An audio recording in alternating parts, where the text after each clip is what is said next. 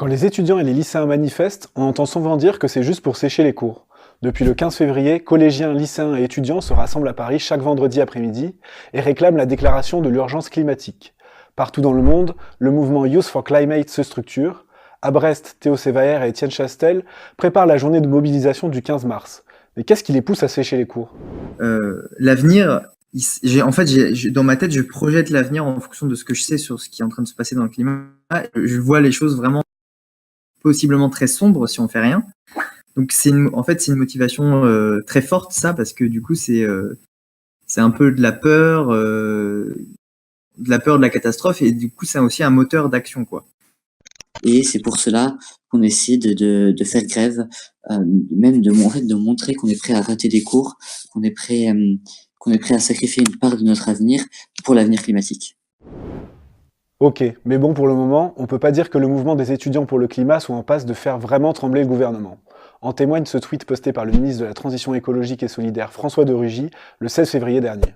Moi, vous savez, je préfère qu'il y ait des gens qui manifestent devant mon ministère en disant on n'en fait pas assez pour le climat, il faut aller plus vite, plus fort, plus loin, c'est exactement ce que je pense, plutôt que des gens qui me disent ah non, arrêtez, ça va trop vite, ça va trop loin, ça va trop fort. Or, il y en a. Il y a une sorte de paternalisme, puisque il dit allez-y, continuez, il les encourage, une sorte de mépris aussi, un peu vis-à-vis du message qu'on essaye de faire passer.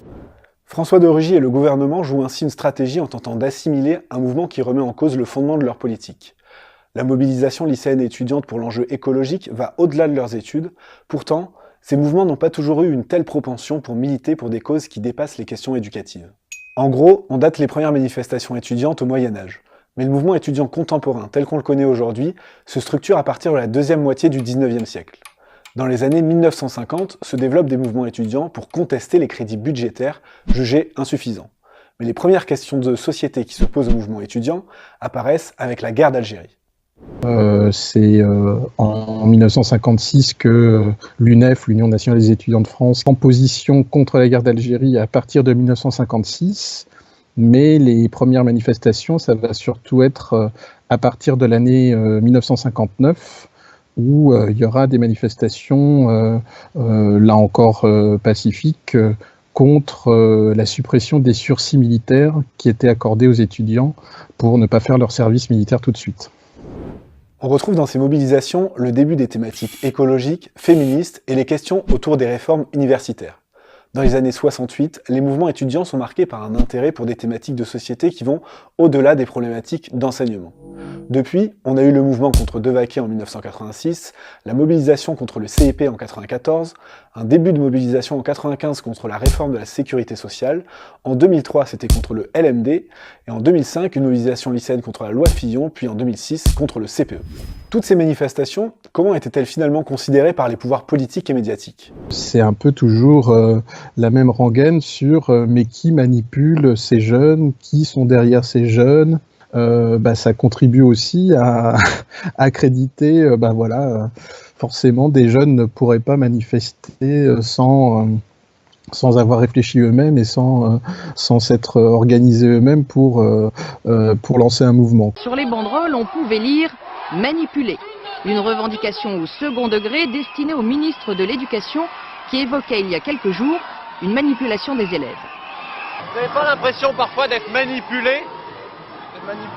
Non, parce qu'on est venus de nous-mêmes et ceux qui ne voulaient pas venir sont pas venus. Certains expriment une inquiétude, certains étudiants. En réalité, ce sont des milices d'extrême gauche que l'on connaît bien, que l'on a détectées, qui depuis 5 ans cassent tout sur leur passage, dégradent tout sur leur passage, et on y retrouve les mêmes punks à chiens qu'à Notre-Dame-des-Landes et compagnie. Quelle force ? Ils sont manipulés, ces lycéens ? Non, il y a des forces aujourd'hui extérieures aux lycéens qui essayent en effet, alors ces forces elles peuvent être des forces spontanées, vous avez des voyous qui sont arrivés dans tel ou tel lycée de notre pays puis pour envahir un lycée, casser, alors oui, ça peut appeler ça comme vous voulez, mais c'est des forces. Avec le mouvement pour le climat, les critiques tournent plutôt autour des soupçons de manipulation de la jeune militante écologiste Greta Thunberg, initiatrice des grèves scolaires. La jeune fille a été en contact avec un homme d'affaires, Ingmar Renzog, jeune génie des relations publiques. Il est accusé de faire rouler Greta pour le capitalisme vert, et certains se servent de cet argument pour discréditer l'ensemble de la mobilisation étudiante et lycéenne. Mais la réalité semble plus complexe. Dans un message posté sur son compte Facebook, Greta répond à ses détracteurs, reconnaissant qu'elle a échangé à plusieurs reprises avec cet homme, sans pour autant qu'il ne soit derrière elle ou qu'il ne la manipule. Un tel symbole corrompu permettrait-il de discréditer toute la mobilisation? Car pour autant, comme nous l'ont rappelé Théo et Étienne, le mouvement Youth for Climate semble bien déterminé à se battre contre toute forme de système faisant l'apologie de la croissance, qu'elle soit verte ou pas.